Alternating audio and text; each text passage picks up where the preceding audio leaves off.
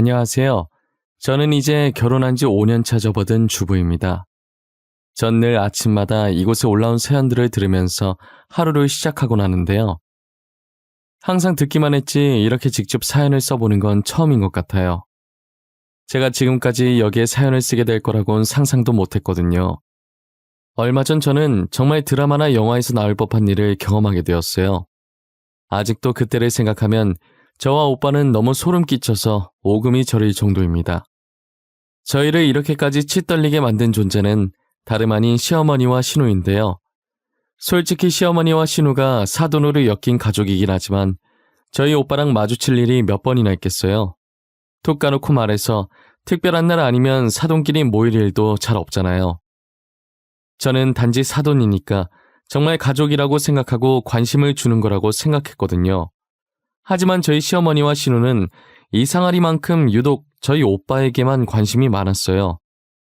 도대체 얼마나 관심을 주길래 제가 이렇게 유난 떠는지 지금부터 그 이야기를 들려드릴게요. 저희 집안은 할아버지부터 시작해서 대대로 기업을 물려받으며 사업을 하는 집안이었어요. 할아버지 덕분에 부유한 가정에서 자란 저는 부족함 없이 하고 싶은 것 다 하고 자랐죠. 제가 제 입으로 직접 말하긴 좀 그렇지만 정말 누가 봐도 사랑을 듬뿍 받고 자란 게 티가 날 정도로 부티가 좔좔 흐르는 부잣집 딸이었어요. 솔직히 딱 봐도 돈이 많아 보이니까 저희 집안만 보고 제게 접근하는 사람들이 많았죠. 저는 처음엔 뭣도 모르고 다 받아줬었는데 나이가 들고 많은 사람들을 경험하다 보니 그런 사람들에게 진절머리가 나서 연애를 하지 않고 있었어요. 그리고 저도 모르게 제게 먼저 다가오는 사람들한테 차갑게 대하기 시작했어요. 역시 돈 많은 애들은 싸가지가 없다고 뒤에서 욕을 하지만 어쩔 수가 없었어요. 제 자신이 상처받지 않게 하기 위해 할 수 있는 방어법은 그 방법뿐이었거든요. 제가 차갑게 대하면 상대방도 알아서 나가떨어졌으니까요. 그래서 혼자 남은 저는 늘 외롭고 쓸쓸했어요. 그러던 중 아버지 회사에서 일하고 있던 한 남직원을 보게 됐어요. 그 남직원이 지금은 하나밖에 없는 제 남편인데요. 떠들고 있는 직원들 사이에서 혼자 묵묵히 일하는 모습이 너무 멋있어 보이더라고요. 아버지 회사에 가는 날이면 저도 모르게 남편 부서 쪽으로 눈이 갔었어요. 그리고 회사에 갈 이유가 없는데도 계속 아버지 회사에 가고 싶다는 생각을 하면서 깨닫게 됐죠. 제가 남편에게 호감이 생겼다는 것을요. 저는 가지고 싶은 게 있으면 무조건 가져야 하는 성격이기 때문에 관심이 생겼다는 걸 직감했을 때 망설임 없이 바로 직진했죠. 아버지께 마케팅 부서에 있던 남편이 평소 어떤 사람인지 물어봤어요. 아버지께서도 남편을 눈여겨보고 있으셨는데 제가 그 남직원에 대해 물어보자 제가 그분께 관심이 있다는 걸 눈치채시고 밀어주려는 느낌이었어요. 아버지께서 자연스럽게 우리 두 사람의 만남을 주선했고 남편과 몇 번 만난 적이 있었어요. 하지만 남편은 저를 회사 대표의 딸 그 이상도 그 이하도 안 보더라고요. 보통 다른 사람들은 제가 대표 딸이라고 하면 어떻게든 엮여보고 싶어서 안달이었는데 남편은 이제껏 만난 사람들과는 다르게 전혀 저랑 엮일 생각을 안 했어요. 그래서 그런지 이 사람은 도대체 뭘까 싶어서 더 관심이 갔었어요. 그러다 답답한 마음에 제가 먼저 고백을 하니 엄청 당황해 하더라고요. 어쩔 줄 몰라 우왕좌왕하는 남편 반응에 오히려 제가 더 당황스러웠어요. 저는 분명히 남편한테 관심 있다는 티를 팍팍 냈었거든요. 집에 오면 아버지께서 제게 자존심도 없냐고 티 좀 그만 내라고 꾸짖을 정도로 티를 많이 냈었어요. 제 고백에 남편은 머뭇거리다가 생각을 좀 해보겠다고 하더라고요. 제게 기다리라고 하는 경우는 처음 있는 일이라 더 오기가 생겼죠. 얼마나 더 기다려야 해요? 저 생각보다 성질 급해서 빨리 답해 주셔야 돼요. 제가 마음에 안 들면 그냥 마음에 안 든다고 해도 상처 안 받으니까 편하게 답해줘요. 마음에 안 들다니요. 아니에요. 지효 씨처럼 매력 있는 사람 또 어디 있겠어요. 단지 저는 대표님 따님이라는 점이 부담스러워서요. 우리가 만약 연애하게 되면 성혁 씨한테는 피 안 가도록 할게요. 당연히 저희 아빠께도 비밀 철저히 지켜달라고 말할 거고요. 제가 감히 지효 씨를 만나도 될까요? 저희 집안 차이도 너무 나고 저는 정말 보잘것없는 사람이거든요. 성혁 씨가 왜 보잘것없는 사람이에요? 자신을 폄하하지 마세요. 집안 차이 나는 게 왜요? 저는 전혀 상관없는데요. 저희 둘만 서로 좋으면 되는 거 아닌가요? 역시 지호 씨는 처음 봤을 때나 지금이나 씩씩하고 당당하시네요. 좋아요. 저희 한번 만나봐요. 저희는 그렇게 비밀 연애를 하기 시작했어요. 남편을 만나면 만날수록 이런 남자가 도대체 어디에 숨어 있었던 건지 정말 진국이더라고요. 늘 회사 일을 게을리하지 않고 성실한 데다 제게 한없이 다정한 남자친구였어요. 회사에서 힘든 일이 있어도 이건 공적인 일이라고 저랑 만날 땐 티를 내지 않았었어요. 공과 사 구분이 철저해서 연애하면서 괜한 감정 소비가 덜했어요. 저는 이 남자라면 제게 남은 시간을 다 바쳐도 되겠다는 생각이 들었죠. 남편은 저와 달리 부유한 집안이 아니었기 때문에 결혼에 대해 엄청 신중히 고민하더라고요.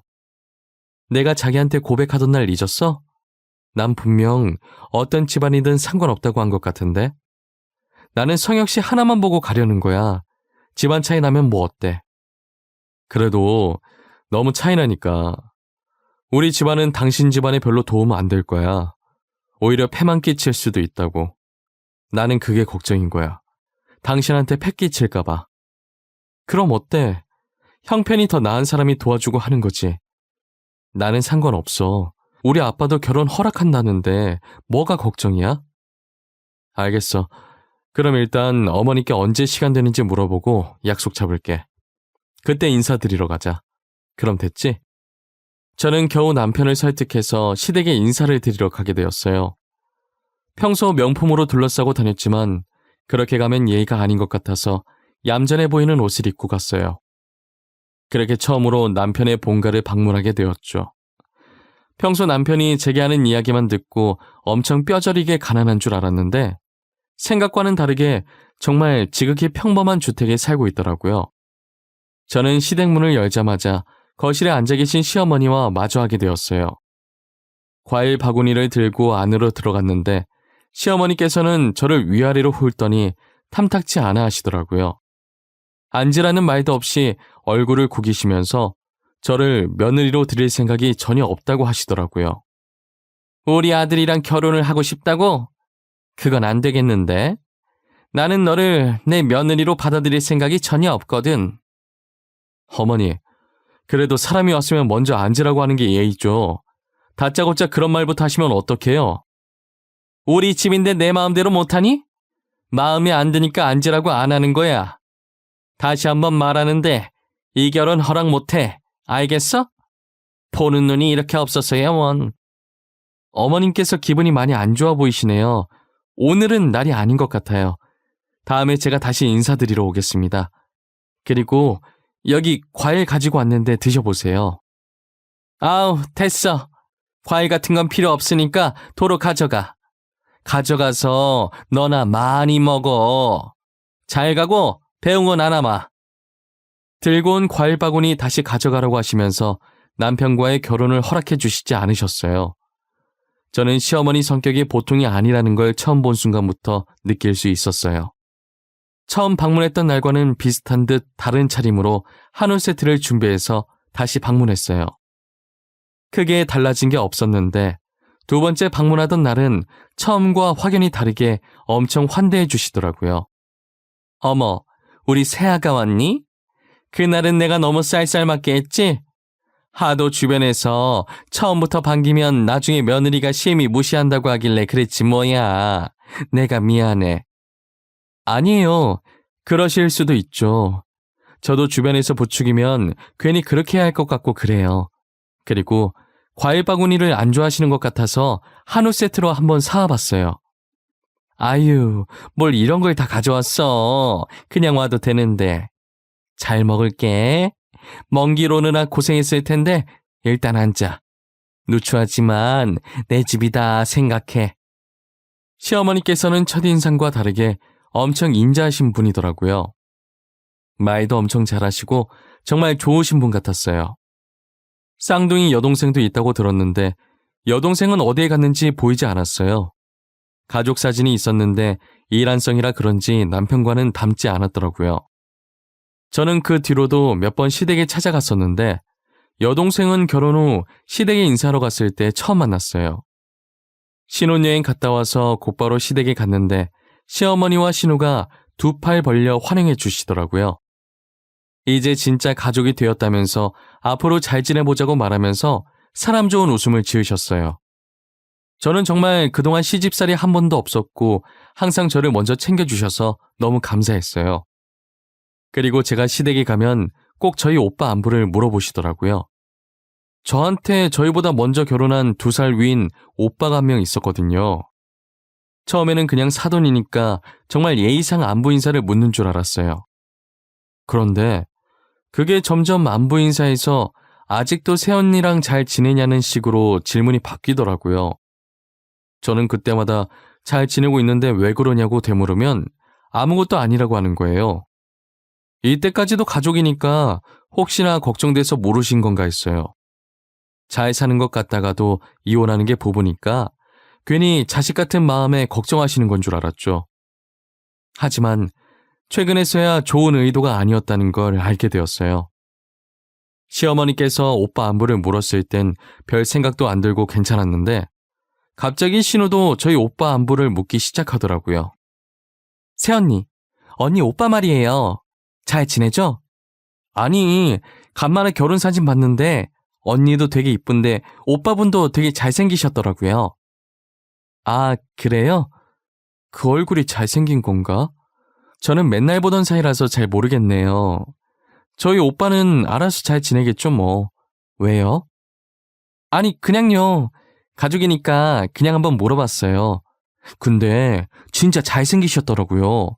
배우해도 될 정도던데? 그 정도라고요? 에이, 아가씨 너무 가셨다.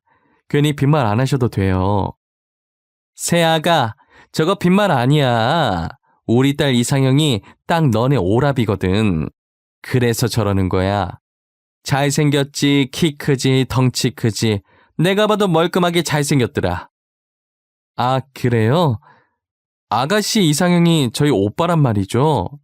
제가 주변에 저희 오빠 같은 사람 있는지 한번 찾아볼게요. 그런 사람이 또 있을까 모르겠네. 너희 오라비가 우리 딸 짝으로 딱인데 결혼을 했다니 아쉬워 정말. 시어머니께서는 은근슬쩍 신우와 저희 오빠를 엮으려는 뉘앙스로 자주 말했었는데요.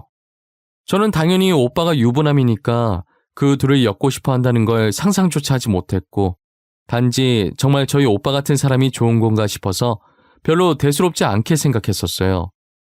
그래서 제가 알고 있는 남자들을 추리고 추려서 좋은 남자를 신우에게 소개를 시켜주려고 했었거든요. 그런데 신우는 제가 소개를 주선하려고 하면 이런저런 이유를 대고 피하더라고요. 제 눈엔 정말 신우랑 잘 어울리고 저희 오빠랑 비슷하게 생겼는데 왜 저러는지 도통 모르겠는 거예요. 결국 신우가 마음에 들어하는 사람이 없어서 한 사람도 소개시켜주지 못했어요. 그러다 얼마 뒤 정말 급한 일 아니면 연락을 잘 안 하던 오빠가 웬일인지 저한테 연락을 다 했더라고요. 지호야, 오빠인데 오랜만에 통화하네. 요즘 결혼 생활은 어때? 아직까진 별일 없고? 남편이랑 싸우지 말고 사이좋게 잘 지내고. 그리고 아픈 데는 없지? 뭐야, 갑자기 왜 전화했어? 용건 없이 전화하는 양반이 아니잖아. 무슨 일 있어? 무슨 일인데? 나 눈치 되게 빠른 거 알지? 하여튼 엄마 닮아서 눈치는 더럽게 빨라요. 아니, 요즘 따라 자주 들러붙는 여자가 하나 있어서 나한테 번호 달라길래 안 주고 알아서 선 잘 긋고 있긴 한데 계속 따라다니네. 오빠가 뭐 잘난 게 있다고 여자가 쫓아다녀? 도끼병 도져서 착각하는 거 아니야? 옛날에 학생일 때 오빠 그런 착각 엄청 했었잖아. 야, 그게 언제적인데 장난하나. 나 진지해. 그 여자가 일주일 전부터 우리 회사에 계속 찾아와. 직원들끼리 나 없을 때 뭐냐고 수근거리기까지 한다니까. 요즘 진짜 스트레스 받아. 혹시 오빠 돈 노리고 들러붙는 거 아니야? 요즘 돈 노리고 들러붙는 사람 많대. 오빠도 조심해. 앞으로 옷도 후줄근하게 입고 출근하고 머리도 안 감은 사람처럼 떡져서 가.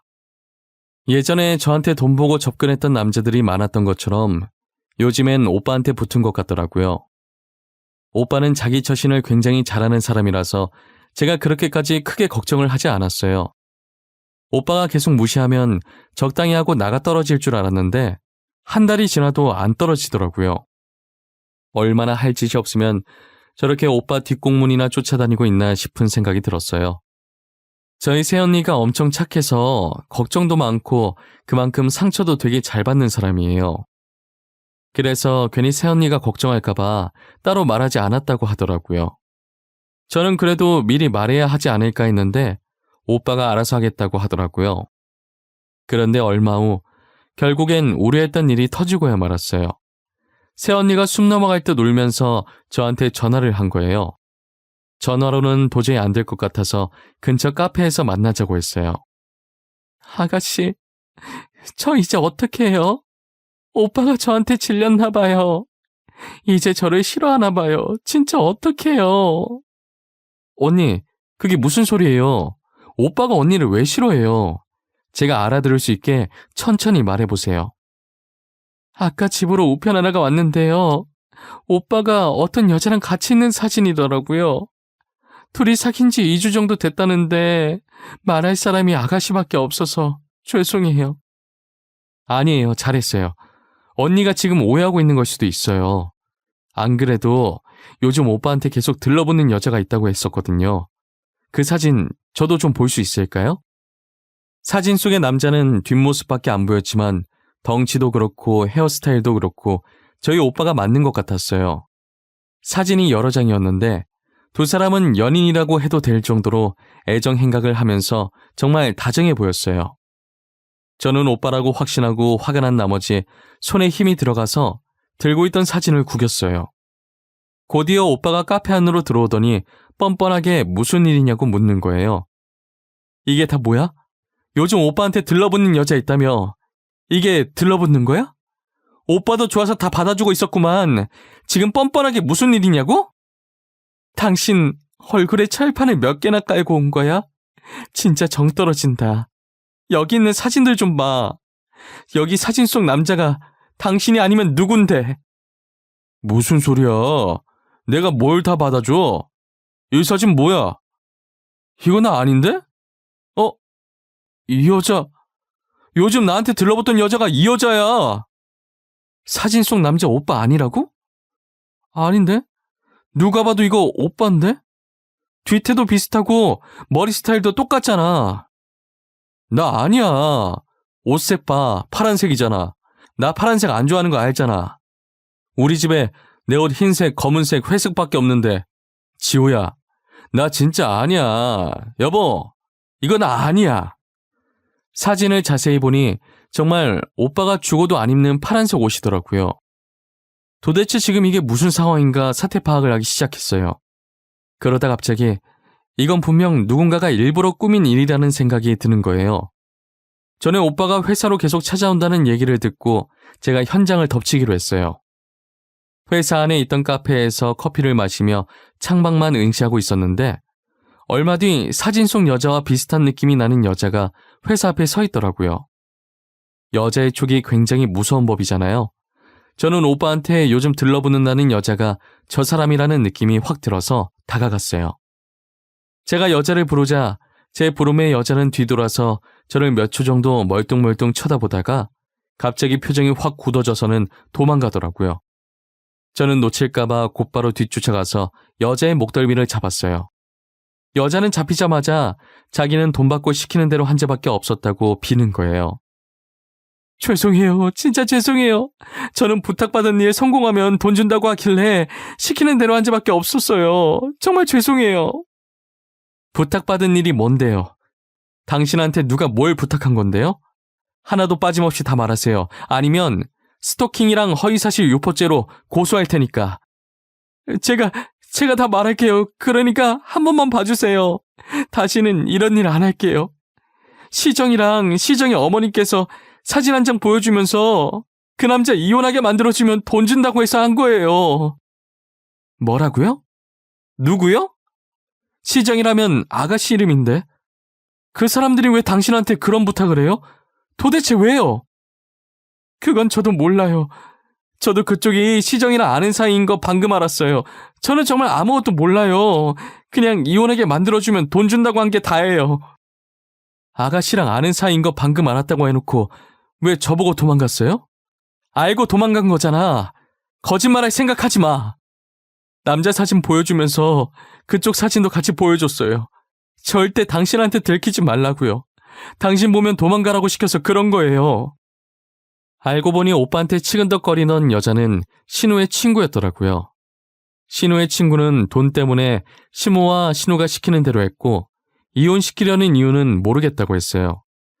자신도 부탁받으면서 이건 아니라고 생각했지만 형편이 좋지 않아 당장 쓸 돈이 필요했고 성공만 하면 많은 돈을 준다고 하길래 어쩔 수 없이 부탁을 받았다고 하더라고요. 그런데 오빠가 틈을 내어주지 않아서 급한 마음에 오빠 최고랑 비슷한 사람이랑 사진을 찍어 보냈대요. 정말 신우 친구의 말을 들으면 들을수록 기가 차더라고요. 저는 신우 친구에게 같이 가줘야 할 곳이 있다고 하고 시댁으로 데리고 왔어요. 신우 친구는 시댁에 다 와가자 불안한지 애꿎은 손톱만 괴롭히고 있더라고요. 신우 친구를 제 뒤로 숨기고 시댁배를 눌렀어요. 제가 들어가자마자 시어머니와 신우가 버선발로 뛰쳐나오더라고요.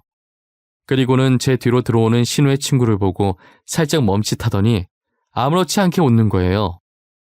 어머머머머머, 우리 며느라기 왔구나. 그런데 지영이 너는 여기 어쩐 일이야? 아, 우리 시정이 보러 온 거야? 언니, 얼른 들어와요. 야, 지영아, 너 왜 말도 없이 왔어? 올 거면 미리 말하지. 그랬으면 간식 만들어놨을 텐데. 참 어이가 없어서. 어머님이랑 아가씨 정말 아까운 인재세요. 연기를 이렇게 잘하시는데 여태 배우를 데뷔 안 하시고 뭐 하셨어요? 어머, 언니, 연기라니 무슨 소리예요? 우리가 무슨 연기를 한다는 거예요? 진짜 농담도 참. 엄마, 언니 진짜 웃긴다. 그치? 어쩜 얼굴색 하나 안 변할까? 저희 둘이 같이 온 이유 딱 봐도 알지 않나? 우리 오빠 이혼시켜서 뭐 하려고 하셨어요? 돈은 또 어디서 나서 이 사람한테 돈 준다고 하신 거예요? 아가, 그게 무슨 소리야? 너네 오라비 이혼시키려고 했다니? 그리고 아들한테 용돈 받아 사는데 우리가 돈이 어디 있어? 그러니까요. 돈도 없는데 무슨 돈으로 이 사람한테 일을 시키냐고요? 저 다 들었으니까 발뺌할 생각이라면 지워치우세요. 제가 다 알고 있다고 단호하게 말하자 점점 얼굴이 창백해지더니 사실을 실토하기 시작하더라고요. 이야기를 시작하는데 저와 남편이 처음 결혼 허락받으러 간 날부터 거슬러 올라가더라고요. 못 산다는 열등감으로 똘똘 뭉쳐서 자식이 결혼 잘하면 자식 덕을 좀 보려고 했었나 봐요. 그런데 처음에 수수하게 입고 갔던 제 옷차림을 보고 평범한 집안인 줄 알고 반대를 했었대요. 그러다 우연히 남편한테 도시락을 가져다 주러 가면서 회사에 방문한 저를 발견하게 됐고 그때 제가 남편 회사 대표의 딸이라는 걸 알게 돼서 두 번째 만남 때 허락을 하신 거였대요. 그리고 결혼식 때 참석했던 저희 친오빠를 보고 신우 남편감으로 눈독을 들이신 거예요.